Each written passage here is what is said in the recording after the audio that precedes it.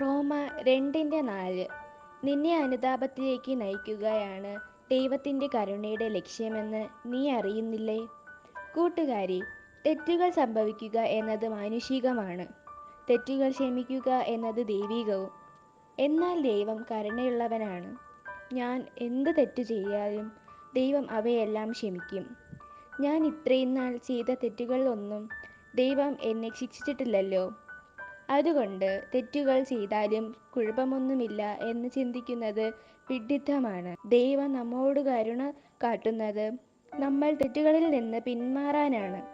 നമുക്ക് പ്രാർത്ഥിക്കാം. പാപികളുടെ മാനസാന്തരം ആഗ്രഹിക്കുന്ന കർത്താവായ യേശുവേ, പാപബോധവും പശ്ചാത്താപവും തന്ന് എന്നെ മാനസാന്തരത്തിലേക്ക് നയിക്കണമേ. ആമേൻ.